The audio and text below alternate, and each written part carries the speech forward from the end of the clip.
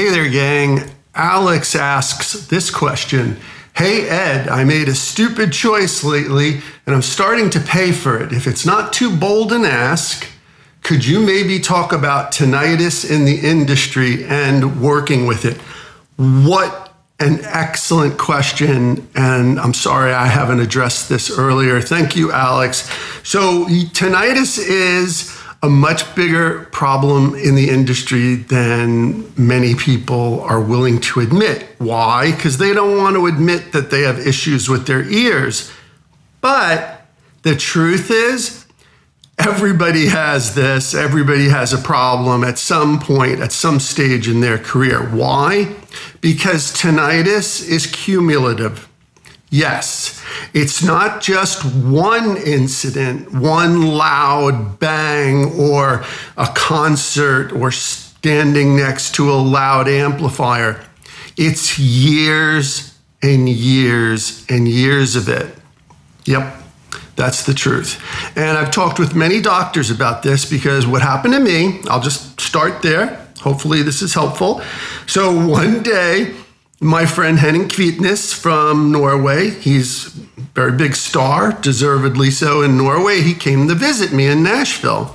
And the day after he got there, I don't know what happened, but I had some sort of like ear infection or something happened, and I was laid up for about 24 to 48 hours, which I felt bad about because here's my friend all the way from Norway. At some point, honestly, it sounded like a jet plane. Like, I'm not kidding. It was that loud and disruptive, was like constantly going by my ears. And the only thing I could do was stay in bed. Now, the ear infection cleared up pretty fast. After that moment, I noticed that I had ringing in my ears.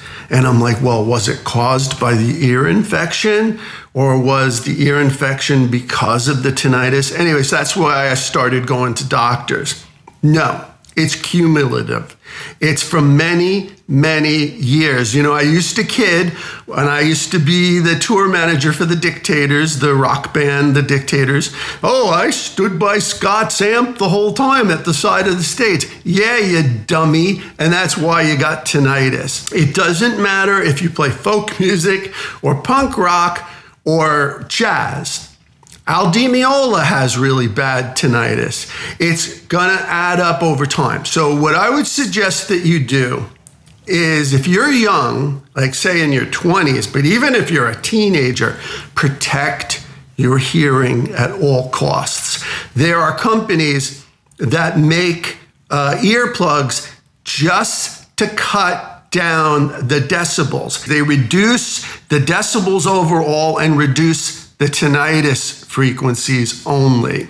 So if you're going to a concert, wear these. I wish I knew where mine are since I moved here to London. They're around here somewhere. I saw them. They're probably in a drawer somewhere. I've got two of them. One's minus 17 decibels and the other one is minus 26. So if I know I'm going to a loud concert, I unashamedly wear the minus 26. If I'm going to a jazz or a free improv or an acoustic concert, minus 17.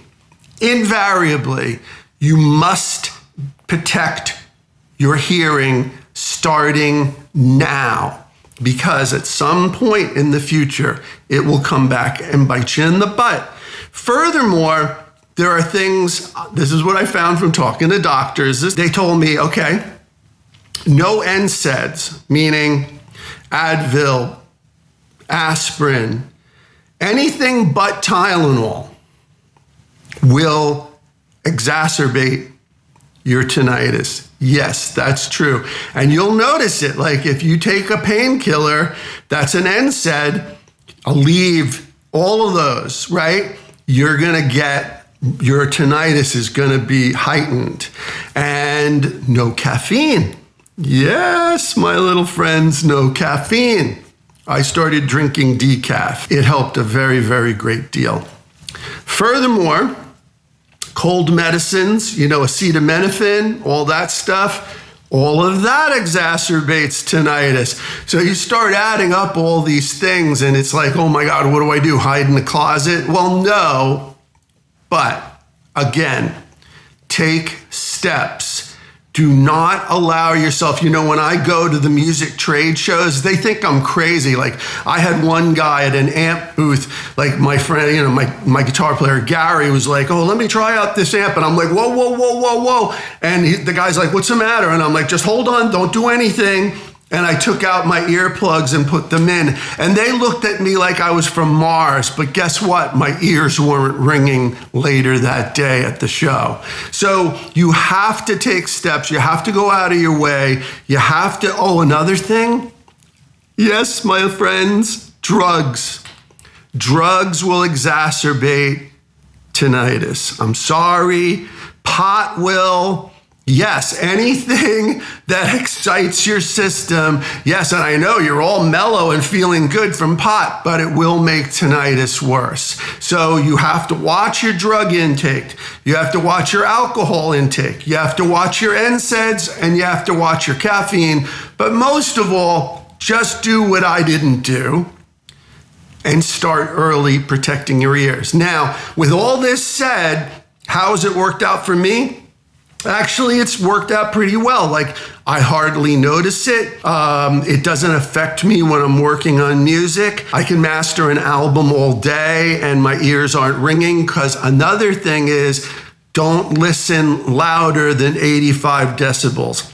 Get a decibel meter and keep it there. Bob Ludwig, the most famous mastering engineer, 85 decibels. So, by no caffeine, no drugs, no NSAIDs, no cold medicines, all of these things, I can control it, and I don't allow myself to be around loud noises. You can't reduce everything. You can't stay away from everything, but everybody in the business has it. They just don't want to talk about it. But when we get together in private, we do talk about it and we do recognize it and we do share tips with each other, because everybody's suffering with it. It's just the rules of the game. So be careful out there.